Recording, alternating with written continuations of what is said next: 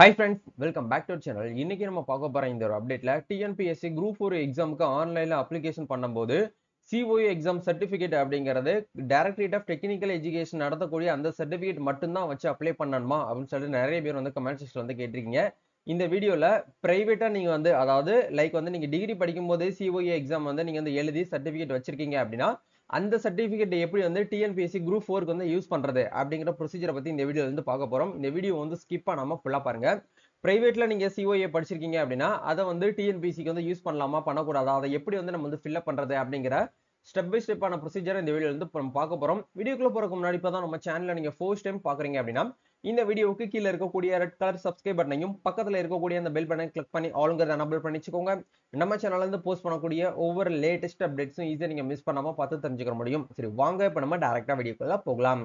Okay, இன்னைக்கு நம்ம பார்க்க போற இந்த ஒரு அப்டேட்ல நம்ம ஏற்கனவே ஸ்டார்டிங்லேயே சொன்ன மாதிரி டிஎன்பிஎஸ்சி குரூப் 4 எக்ஸாமுக்கு சிஓஏ அப்படிங்கிறது வந்து இருந்துச்சு அப்படின்னா உங்களுக்கு வந்து ரொம்பவே வந்து பெட்டரா இருக்கும்.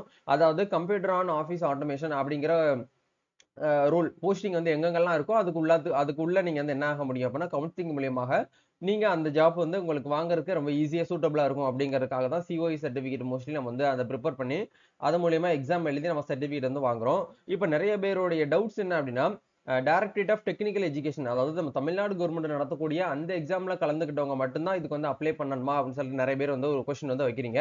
அந்த கொஸ்டினுக்கான ஆன்சர் அப்படிங்கறத நம்ம வந்து பார்க்க போறோம். இது வந்து டிஎன்பிஎஸ்சி குரூப் 4 அப்ளிகேஷன் ஃபார்ம், சரிங்களா?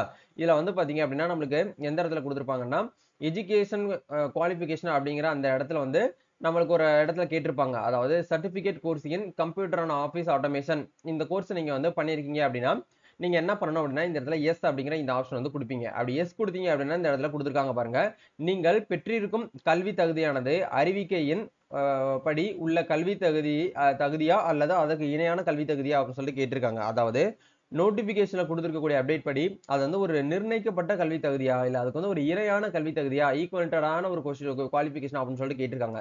நிர்ணயிக்கப்பட்ட கல்வி தகுதி அப்படின்னா சிஓஏ சர்டிபிகேட் அப்படிங்கிறது வந்து நீங்க என்ன பண்ணிருப்பீங்க அப்படின்னா டைரக்டரேட் ஆஃப் டெக்னிக்கல் எஜுகேஷன் தான் நீங்க இந்த எக்ஸாமினேஷன் அப்படிங்கிறத முடிச்சிருப்பீங்க. அதுக்கு அந்த கோர்சஸ் வந்து கொடுத்துருக்காங்க பாருங்க. நீங்க டைரக்டரேட் ஆஃப் டெக்னிக்கல் எஜுகேஷன் மூலியமா நீங்க எஜுகேஷன் அந்த சர்டிபிகேட் வாங்கியிருந்தீங்க அப்படின்னா certificate course in computer and office automation அப்படிங்கிற இந்த ஆப்ஷன் வந்து கொடுத்துருப்பீங்க, சரிங்களா?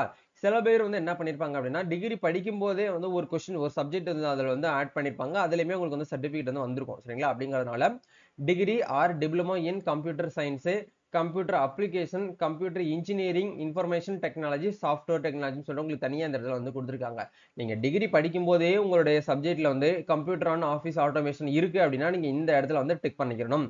டிக் பண்ணதுக்கு அப்புறம் நிறுவனம் பல்கலைக்கழகத்தின் பெயர் அப்படிங்கிற இடத்துல நீங்க காமனா வந்து உங்களுடைய உங்க அஃபிலியேட்டோட காலேஜ் வந்து எந்த யூனிவர்சிட்டியோ அந்த யூனிவர்சிட்டி நேம் நீங்க ஒன்ஸ் வந்து செலக்ட் பண்ணிக்கலாம். இப்போ எக்ஸாம்பிளுக்கு வந்து நீங்க பிஎஸ்சில வந்து கம்ப்யூட்டர் அப்ளிகேஷன் வந்து படிச்சிருக்கீங்க, சரிங்களா? கம்ப்யூட்டர் சயின்ஸ் அதுல வந்து சிஓஏ சர்டிபிகேட் வந்து சிஓ கோர்ஸ்னு சொல்லிட்டு ஒன்று தனியாவே வந்து இருக்கு. எக்ஸாம்பிளுக்கு நீங்க வந்து ஒரு அண்ணாமலை யூனிவர்சிட்டியில படிச்சிருக்கீங்கன்னு வச்சுக்கோங்களேன். நீங்க தாராளமா வந்து அண்ணாமலை யூனிவர்சிட்டின்னு போட்டு எந்த டேட்ல அந்த ஒரு தேர்வு முடிவுகள் வந்து வெளியிட்டதோ அந்த டேட்டை வந்து இந்த இடத்துல செலக்ட் பண்ணிட்டு சர்டிபிகேட் நம்பரை நீங்க இந்த இடத்துல என்ட்ரி பண்ணிட்டு நெக்ஸ்ட் வந்து ப்ரொசீட் கொடுத்துடலாம். இது வந்து ஒரு பேசிக் ஒரு மாடல், சரிங்களா? கண்டிப்பா இது வந்து உங்களுக்கு தெரிஞ்சுக்கணும் அப்படிங்கிறதுக்காக தான் இதை உங்களுக்கு தனியா வந்து இந்த வீடியோ வந்து உங்களுக்கு ஷேர் பண்றோம். ஏன்னா நிறைய பேர் வந்து சிஓஇ சர்டிபிகேட் வச்சுக்கிட்டு அதை வந்து யூஸ் பண்ண முடியல ப்ரோ எங்களால அப்படின்னு சொல்லி நிறைய பேர் வந்து ஃபீல் பண்றீங்க. அதுக்காக தான் இந்த ஒரு ஆப்ஷன் வந்து கொடுத்துருக்கோம். இப்போ சில பேருக்கு ஒரு வந்து கொஸ்டின்ஸ் வந்து இருக்கலாம், நான் இது வந்து நிர்ணயிக்கப்பட்ட கல்வி தகுதி கிடையாது, அந்த சிஓஇ வந்து அதுக்கு இணையான கல்வி தகுதி அப்படிங்கிற பட்சத்துல ஈக்குவலான ஒரு குவாலிஃபைடா இருக்கு அப்படிங்கிற பட்சத்துல ஆனா நீங்க சிஓஏ வந்து பண்ணிருக்க மாட்டீங்க. சிஓஏ மீன்ஸ் அப்படிங்கிறது கம்ப்யூட்டர் ஆன் ஆஃபீஸ் ஆட்டோமேஷன்.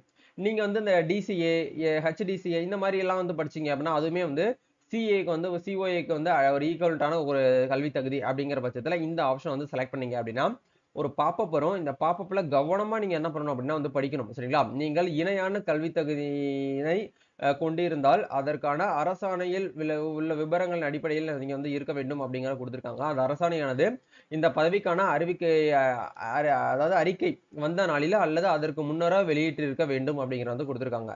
உங்களது கல்வி தகுதியை அறிக்கையில் உள்ள கல்வி தகுதிக்கு அறிக்கை வந்த நாளிலே அல்லது அதற்கு முன்னரே நீங்க வந்து இணையானது என்ன நிரூபிக்க வேண்டும் அப்படிங்கிற வந்து கொடுத்திருக்காங்க. அதாவது என்ன சொல்ல வராங்க அப்படின்னா நோட்டிபிகேஷன் வந்ததுக்கு முன்னாடியோ இல்ல நோட்டிபிகேஷன் வந்ததுக்கு அப்புறம் அந்த டைமிங்ல நீங்க வந்து என்ன பண்ணிருக்கணும் அப்படின்னா அந்த கோர்சஸ் வந்து கம்ப்ளீட் பண்ணி கிளியர் பண்ணிருக்கணும் அப்படிங்கிற வந்து கொடுத்திருக்காங்க.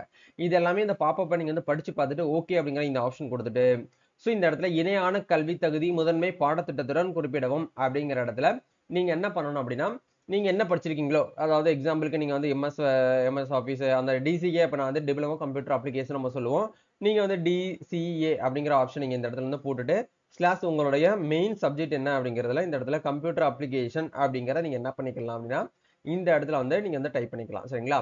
போட்டுட்டு நீங்க வந்து அ எ இணைக்கல் கல்வி தகுதி அரசாணை எண் சொல்லிட்டு கேட்டிருக்காங்க. அரசாணை நம்பர்ஸ் வந்து பார்த்தீங்க அப்படின்னா, ஜிஓ நம்பர் நான் கீழ டிஸ்கிரிப்ஷன்ல வந்து குடுக்குறேன். சரிங்களா? அதுல போயிட்டு நீங்க என்ன பண்ணுங்க அப்படின்னா, அத பார்த்து அப்படியே வந்து என்ட்ரி பண்ணிட்டு, நீங்க வந்து எந்த இன்ஸ்டிடியூட்ல நீங்க படிச்சீங்களோ, அந்த டிசிஏ அந்த இன்ஸ்டிடியூட் நேம் இந்த இடத்துல குடுத்துக்கோங்க.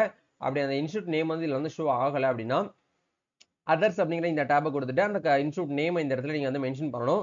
மென்ஷன் பண்ணிட்டு, தேர்வு முடிவுகள் வெளியிடப்பட்ட தேதி அப்படிங்கிற இடத்துல எந்த டேட்ல வந்து எக்ஸாம் டேட் வந்து ரிசல்ட் வந்து வெளியிட்டாங்களோ, அந்த டேட்ட இந்த இடத்துல செலக்ட் பண்ணிட்டு, சான்றிதழ் எண் அப்படிங்கிற இடத்துல சர்டிபிகேட் நம்பர நீங்க இந்த இடத்துல குடுத்துக்கோங்க.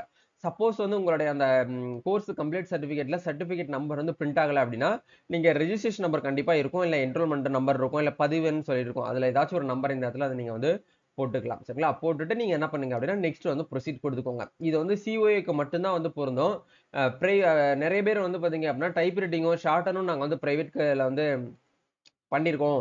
நாங்க அப்ளை பண்ணலாமான்னு கேட்டீங்கன்னா, நீங்க வந்து பண்ண முடியாது. இது only for directorate of technical education நடத்தக்கூடிய அந்த டைப் ரைட்டிங் கோர்ஸ் மட்டும் கிளியர் பண்ணவங்க மட்டும் தான் இதுக்கு நீங்க வந்து குடுக்க முடியும். அது நீங்க பிரைவேட்ல எக்ஸாம் எழுதி பாஸ் பண்ணியிருந்தாலும் ஓகே. நீங்க இன்ஸ்டிடியூட்ல போயிட்டு எக்ஸாம் எழுதி பாஸ் பண்ணியிருந்தாலும் ஓகே. ஆனா டெக்னிக்கல் எஜுகேஷன் நடத்தக்கூடிய டைரக்டரேட் ஆஃப் டெக்னிக்கல் எஜுகேஷன் நடத்தக்கூடிய அந்த டைப் ரைட்டிங், ஷார்ட்டன் இத நீங்க அந்த அவங்க குடுத்திருக்கக்கூடிய சர்டிபிகேட்ட மட்டும் தான் இதுக்கு நீங்க வந்து டைப் ரைட்டிங்க்கும், ஷார்ட்டனுக்கும் வந்து யூஸ் பண்ணணும். நீங்க பிரைவேட்ல வேற ஏதாவது காலேஜ் படிக்கும்போதே எங்களுக்கு டைப் ரைட்டிங் சொல்லிக் குடுத்தாங்க. அது சர்டிபிகேட் வச்சிருக்கோம். நாங்க தனியா வந்து சிஎஸ்சில படிச்சோம். நாங்க எஸ்ஆர்எம்ல படிச்சோம் அப்படின்னா, இதுல வந்து அப்செட் ஆகாது. சரிங்களா? அத நீங்க ஒன்ஸ் வந்து பார்த்துக்கணும். அது ஒன்லி ஃபார் சிஓஏக்கு மட்டும் தான் வந்து அந்த ஒரு கான்செப்ட். அதாவது பிரைவேட்ல நீங்க படிச்சிருந்தாலும், நீங்க யூஸ் பண்ணிக்கிற முடியும். அதுக்கு உண்டான நிலையான கல்வி தகுதிய நீங்க வந்து இந்த இடத்துல ஆட் பண்ணிக்கலாம். சரிங்களா? இதான் வந்து கான்செப்ட். சோ இப்போ வந்து உங்களுக்கு வந்து கிளியரா வந்து புரிஞ்சிருக்கும்னு நினைக்கிறேன். இந்த வீடியோ பிடிச்சிருக்குனா லைக் பண்ணுங்க, ஷேர் பண்ணுங்க, கமெண்ட் பண்ணுங்க. நம்ம நெக்ஸ்ட் ஒரு அப்டேட்ல மீட் பண்ணுவோம். Thank you.